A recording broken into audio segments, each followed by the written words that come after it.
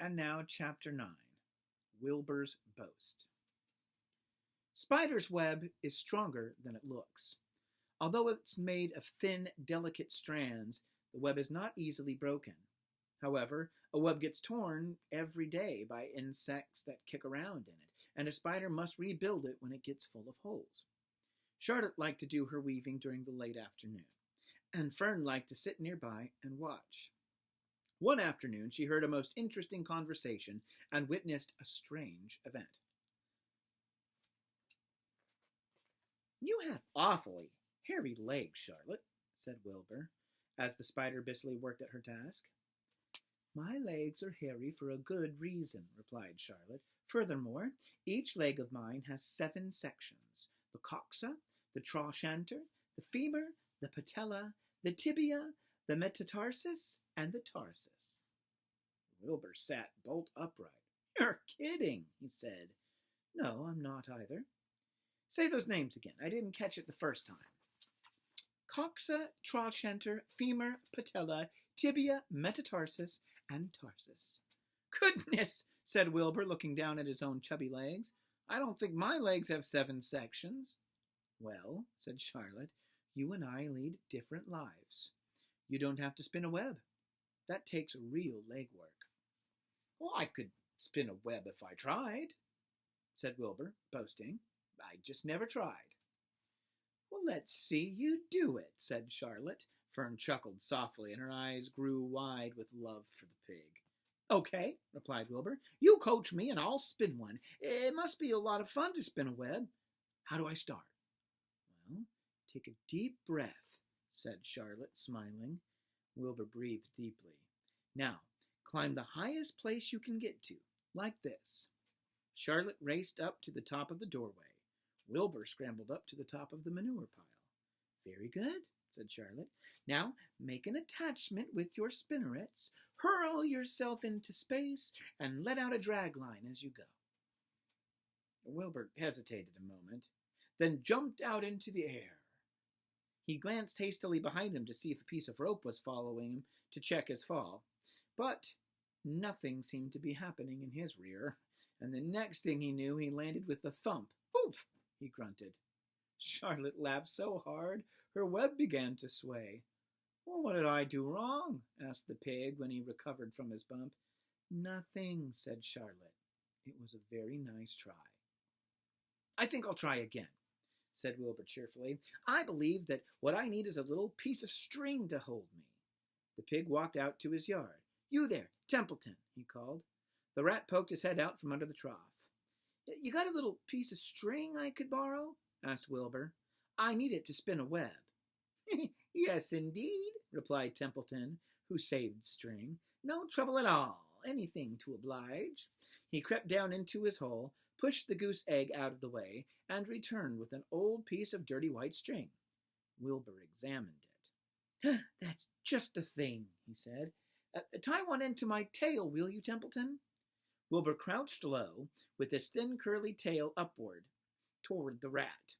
Templeton seized the string, passed it around the end of the pig's tail, and tied 2 half-hitches.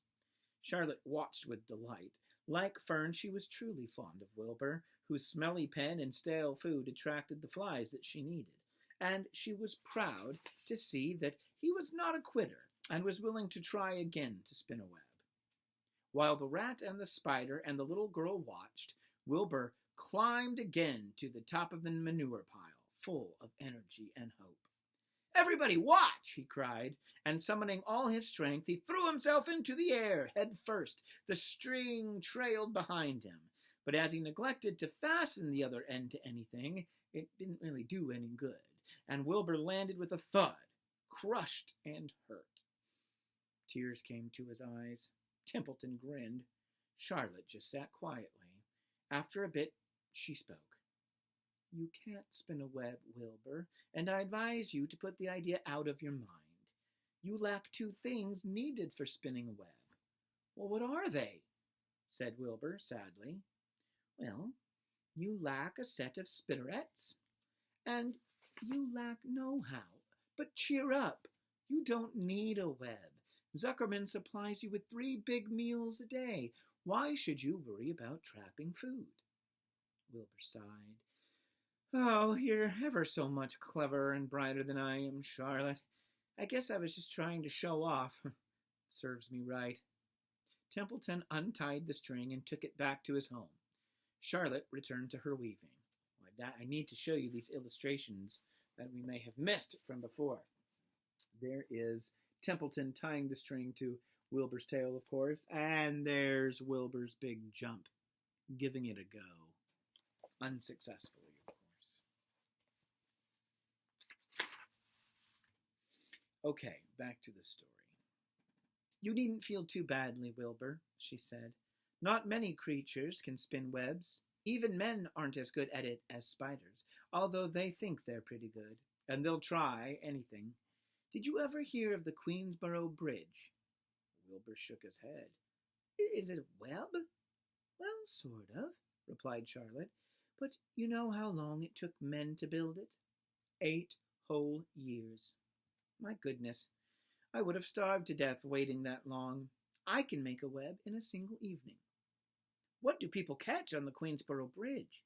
Bugs? Asked Wilbur. No, said Charlotte. They don't catch anything. If they'd hang head down at the top of the thing and wait quietly, maybe something good would come along. But no. With men, it's rush, rush, rush every minute.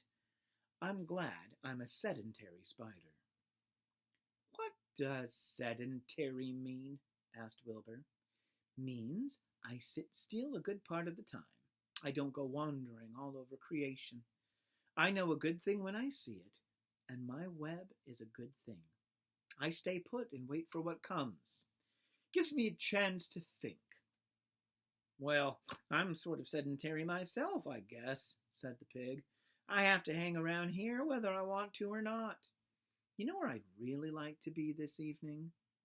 Where? In a forest, looking for beech nuts and truffles and delectable roots, pushing leaves aside with my wonderful strong nose, and searching and sniffing along the ground, smelling.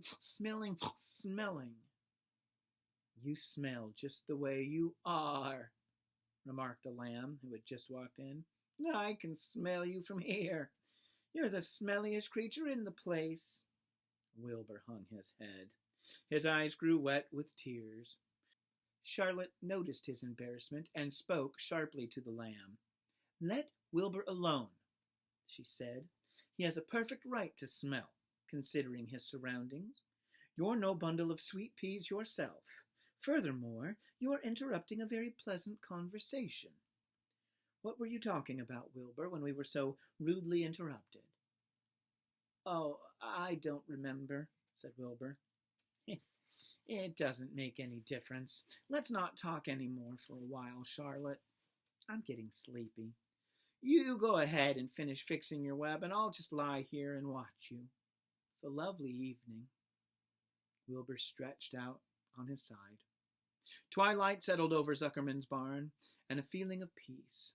Fern knew it was almost supper time, but she couldn't bear to leave. Swallows passed on silent wings in and out of the doorways, bringing food to their young ones. From across the road, a bird sang, whippoorwill, whippoorwill. Lurvy sat down under an apple tree and lit his pipe. The animals sniffed the familiar smell of strong tobacco. Wilbur heard the trill of the tree toad and the occasional slamming of the kitchen door. All these sounds made him feel comfortable and happy, for he loved life and loved to be a part of the world on a summer evening. But as he lay there, he remembered what the old sheep had told him.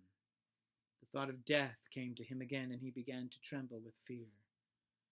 Charlotte, he said softly. Yes, Wilbur. I don't want to die. Of course you don't, said Charlotte in a comforting voice. I just love it here in the barn, said Wilbur. I love everything about this place. Of course you do, said Charlotte. We all do. The goose appeared, followed by her 7 goslings. They thrust their little necks out and kept up a musical whistling like a tiny troop of pipers. Wilbur listened to the sound with love in his heart. Charlotte, he said, Yes, said the spider. Were you serious when you promised you would keep them from killing me? I was never more serious in my life. I am not going to let you die, Wilbur. Well, how are you going to save me? Asked Wilbur, whose curiosity was very strong at this point. Well, said Charlotte vaguely, I don't really know, but I am working on a plan. It's wonderful, said Wilbur. How is the plan coming, Charlotte? Have you got very far with it? Is it coming along pretty well? Oh, Wilbur was trembling again, but Charlotte was cool and collected. Oh, it's coming all right, she said lightly. The plan is still in its early stages and hasn't completely shaped up yet, but I'm working on it. When do you work on it? Begged Wilbur. When I'm hanging head down at the top of my web. That's when I do my thinking, because then all the blood is in my head. Oh, I'd only be too glad to help in any way I can. Oh, I'll work it out alone, said Charlotte. I can think better when I think alone. All right, said Wilbur. But don't fail to let me know if there's anything I can do to help, no matter how slight. Well, replied Charlotte, you must try to build yourself up. I want you to get plenty of sleep and stop worrying.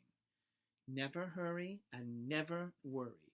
Chew your food thoroughly and eat every bit of it, except you must leave just enough for Templeton.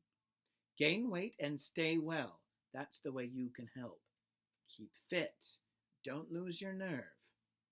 Do you think you understand? Yes, I understand, said Wilbur. Go along to bed then, said Charlotte.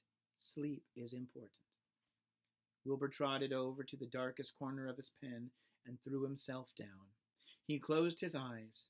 In another moment he spoke. Charlotte? Yes, Wilbur. May I go out to my trough and see if I left any of my supper? I think I just left a tiny bit of mashed potato. Very well, said Charlotte, but I want you in bed again without delay. Wilbur started to race out to his yard. Slowly, slowly, said Charlotte.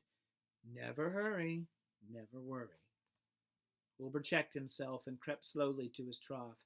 He found a bit of potato, chewed it carefully, swallowed it, and walked back to bed. He closed his eyes and was silent for a while. Charlotte, he said in a whisper. Yes. May I get a drink of milk? I think there are a few drops of milk left in my trough. No, the trough is dry, and I want you to go to sleep. Now no more talking. Close your eyes and go to sleep. Wilbur shut his eyes. Fern got up from her stool and started for home. Her mind was full of everything she had seen and heard. Good night, Charlotte, said Wilbur. Good night, Wilbur. There was a pause. Good night, Charlotte. Good night, Wilbur. Good night. Good night. My goodness. And that's the end of Chapter 9. Don't you love how Wilbur and Charlotte are getting along? I love how Charlotte's almost like a mother to Wilbur now. She gives good advice, you know. Build yourself up, stay confident, get plenty of sleep. Don't worry too much. Don't hurry too much. Chew your food well. Stay fit. Don't lose your nerve. What great advice. So I give that same advice to you, just like your mom or dad would. When we come back together, I will be reading Chapter 10, An Explosion. Now that sounds like a pretty exciting chapter. All right, kiddos, miss your faces. I'll see you soon. Bye.